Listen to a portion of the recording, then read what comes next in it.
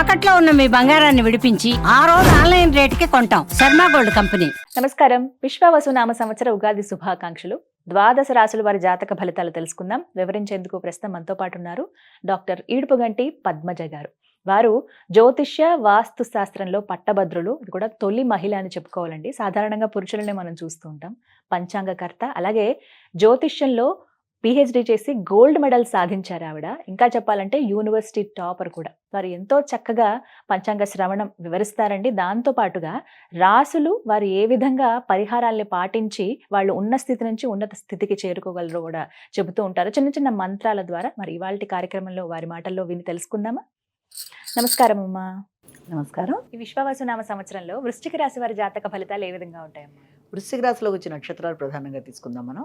వృశ్చిక రాశిలోకి వచ్చే నక్షత్రాల్లో మనకి ముందు విశాఖ 4వ పాదం ఒకటి, అనురాధ 1, 2, 3, 4, జ్యేష్ఠ 1, 2, 3, 4. వీళ్ళందరూ కూడా ఈ 9 పాదాలు, ఈ 3 నక్షత్రాలు సంబంధించినవి ఇందులోకి వస్తాయి.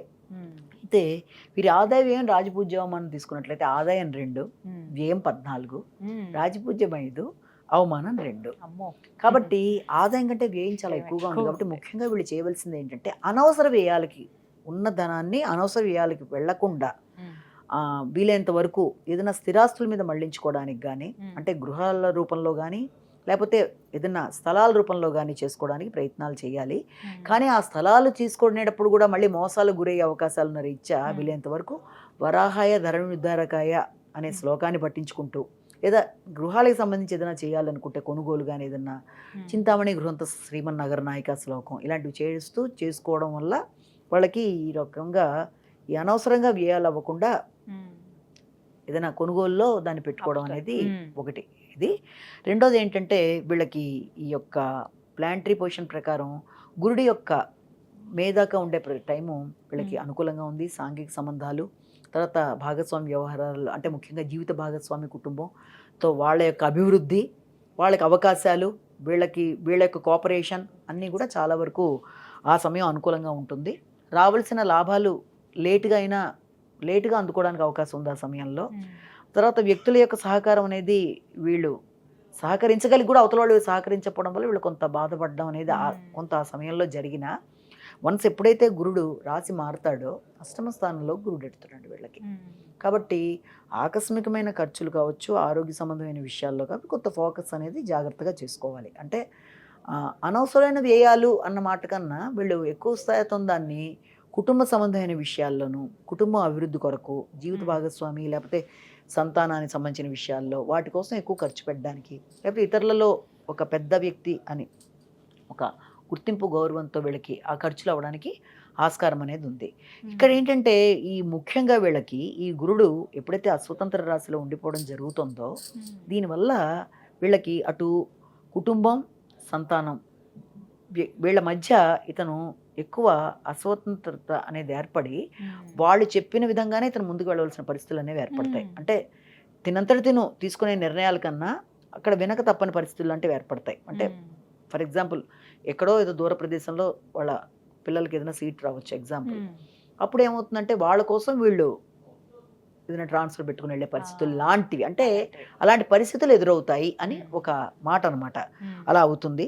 రెండోది ఏంటంటే దాంతోపాటుగా ఖర్చులు అనేవి కూడా చాలా అధికంగానే ఉంటాయి. అంటే అది ఎక్కువ స్పిరిచువల్కి సంబంధించిన ఖర్చులు లాంటివి, జపాలు వాటికి సంబంధించినవని కావచ్చు, లేకపోతే ఏదైనా అలాంటి ప్రదేశాలు విశేషంగా దేవాలయాలు, అలాంటి ప్రదేశాలు, భక్తి ప్రదేశాలు, వాటి గురించిన ఖర్చులు, వెళ్ళి రావడాలు, అలాగే స్థిరాస్తుల కోసం ఎక్కువ ఫోకస్ చేయడానికి ఎక్కువ ప్రయత్నాలు, అంటే స్థిరాస్తుల్లో కూడా ఇప్పటిదాకా ఆగిన విషయాల మీద ఇప్పుడు ఫోకస్ చేయడానికి ఆలోచన లాంటివి ఉంటాయి. ఇప్పటిదాకా వీళ్ళకి ఏం జరిగిందంటే శని భగవానుడు అర్ధాష్టమ శనిలో ఉండడం బట్టి అన్నటి దాకా గృహానికి సంబంధించి, వాహనానికి సంబంధించి చాలా రకాలైన చిక్కులు ఎదుర్కొంటారు. సమయానికి వాహనం సహకరించక, లేకపోతే గృహానికి సంబంధించిన విషయాలు తోబుట్టువులతో ఘర్షణాత్మకమైన వైఖరి కొందరికి, లేకపోతే గృహం కొనుక్కుందాం అనుకున్నా లేకపోతే కొనుక్కున్న గృహమైనా అది ఒక చోట స్ట్రక్ అయిపోయి ఇలాంటి చికాకులు లాంటివి ఎదుర్కోవడం, అంటే ఒక నిర్లిప్తత అనేది ఏర్పడిపోయింది. గృహ వాహనాలకు సంబంధించి ప్రశాంతత అనేది గృహంలో లేకపోవడం, వీటికి సంబంధించిన ఘర్షణాత్మకమైన దాన్ని. ఇప్పుడు ఏమైందంటే శని భగవానుడు రాశి మారాడు, పంచమ స్థానంలోకి వచ్చేసాడు. ఆ స్ట్రెస్ లెవెల్స్ చాలా వరకు వీళ్ళకి కంట్రోల్ అయిపోతాయి. అంటే ఇప్పటిదాకా గత 2.5 సంవత్సరాలుగా చాలా స్ట్రగుల్ అయ్యి ఉన్నారు కాబట్టి అర్ధాష్టమ శని దానివల్ల పడింది. ఇప్పుడు దాని యొక్క ఫోకసింగ్ చాలా వరకు నల్లిఫై అయిపోవడం వల్ల వాళ్ళకి ఎలా ఉంటుందంటే ఈ సమయంలో కొంత ఆలోచనలు ఓకే, కానీ సంతానం విషయంలో వాళ్ళ యొక్క విషయంలో ఎక్కువ వీళ్ళు ఫోకస్ చేసుకోవడం, అంటే వాడిని ఎలా అభివృద్ధి చేయాలనుకోవడం కానీ, లేకపోతే వీళ్ళ యొక్క క్రియేటివిటీ విషయంలో కానీ, లేకపోతే వీళ్ళకి ఆలోచనలు ఏదైనా సరే ఇప్పుడు కొంత ముందుకు వెళ్ళడానికి కొంత ఆలోచించుకోగలుగుతారు అనొచ్చు, ఓ రకంగా చెప్పాలంటే ఉంటుంది. తర్వాత భాగస్వామి వ్యవహారాలు, ఫ్రెండ్షిప్స్ వాళ్ళందరితో ఉండేవి, మిత్రుల సహకారం, తర్వాత జీవిత భాగస్వామితో వ్యాపార భాగస్వాములు, ఇవన్నీ కూడా అనుకూలంగా కొత్త రకమైన పెట్టుబడులకు సంబంధించిన ఆలోచనలు, వ్యక్తులు వీళ్ళకి సహకరించడం, కొత్త వ్యక్తులు కలవడం, ఇలాంటి వాటికి రావాల్సిన లాభాలున్న మొత్తానికి అందుకుంటారు. లేటుగా అయినా ఇది బాగానే ఉంటుంది. కానీ ఏంటంటే ఎక్కువ మాటల వల్ల మాత్రం జాగ్రత్తగా ఆలోచించి మాట్లాడాలి. వీళ్ళ ఆలోచన ఒకటి, ఇతరులకు అర్థమయ్యేది ఒకటి.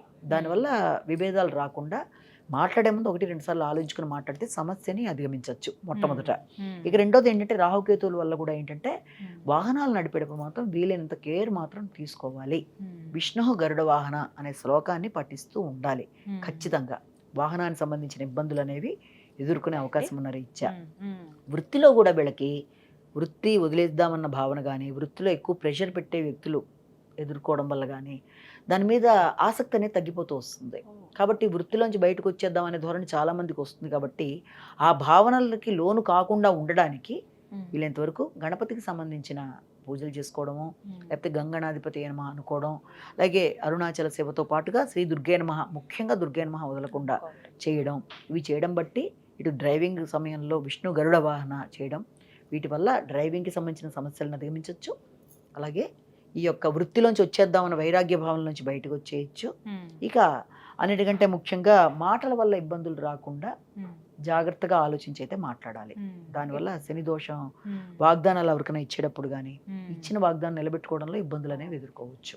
ప్రధానంగా చేసుకోవాల్సిన పరిహారాలు ఏమిటి? ప్రధానంగా చేసుకోవాల్సింది విష్ణు గరుడ వాహన డ్రైవింగ్ సమయంలో ఖచ్చితంగా చేసుకోవాలి. అలాగే శ్రీ దుర్గే నమః చేసుకోవాలి. అంటే ఈ యొక్క గృహ వాతావరణంలో అనిశ్చిత, ఇలాంటి చిరాకులు లేకుండా రావాల్సిన ఏమన్నా ఉంటే రావడానికి, ఆగినవి ముందుకి రావడానికి గణపతికి సంబంధించినవి చేసుకోవడం బట్టి వైరాగ్య ధోరణి, అంటే ఏదైనా దుర్వాగ్మాలతో పూజ, అప్పుడు వృత్తి వదిలేద్దాం అనే భావన నుంచి బయటకు వస్తారు. చక్కగా వివరించారండి. ధన్యవాదాలు. నమస్కారం.